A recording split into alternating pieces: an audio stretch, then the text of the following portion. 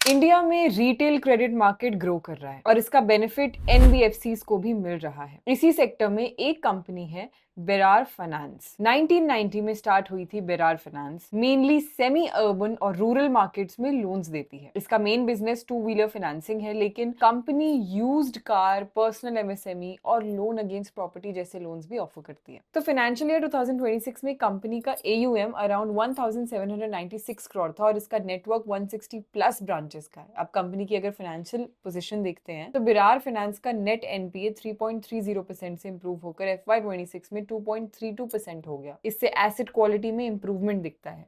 Capital position भी strong है। Financial year 2026 में कैपिटल एडिक्वेसी रेशियो 25.09% था, जो आरबीआई रिक्वायरमेंट से काफी ऊपर है। लेकिन कंपनी के फाइनेंशियल्स में एक कंसर्न है। बिरार फाइनेंस का एनआईएम 11.32% से गिरकर FY26 में 9.38% हो गया। हायर बोरोइंग कॉस्ट्स की वजह से लेंडिंग मार्जिन्स पर प्रेशर आया, जिसका इम्पैक्ट आरओई पर भी दिखा, जो FY26 में 8.77% रहा। इसलिए कंपनी के लिए सिर्फ एयूएम ग्रो करना इनफ नहीं है, प्रॉफिटेबिलिटी मेंटेन करना भी इंपॉर्टेंट होगा।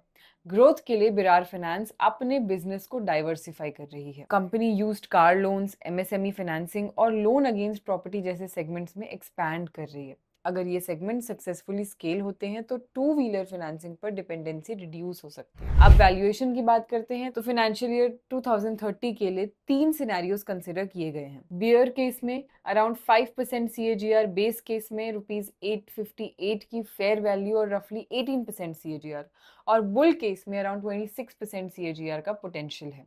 लेकिन बुल केस के लिए कंपनी को टू व्हीलर कॉन्सेंट्रेशन रिड्यूस करनी होगी, एनआईएम स्टेबलाइज करना होगा और एसेट क्वालिटी मेंटेन करनी होगी। ओवरऑल बिरार फाइनेंस की कैपिटल पोजीशन स्ट्रॉन्ग है और एसेट क्वालिटी इंप्रूव हो रही है, लेकिन डिक्लाइनिंग मार्जिन्स और रिलेटिवली वीकर रिटर्न्स कंसर्न बने हुए हैं। पीयर्स जैसे मनबा फाइनेंस के कंपैरिजन में बिरार ग्रोथ और रिटर्न मेट्रिक्स में पीछे है। इसलिए इन्वेस्टर्स को आगे मेनली तीन चीजें ट्रैक करनी पड़ेंगी। पहला एनआईएम, दूसरा आरओई और तीसरा है नेट एनपीए। अगर बिरार फाइनेंस मार्जिन स्टेबलाइज करते हुए अपना बिजनेस डाइवर्सिफाई कर पाती है तो FY30 तक इसका ग्रोथ पोटेंशियल स्ट्रॉन्गर हो सकता है।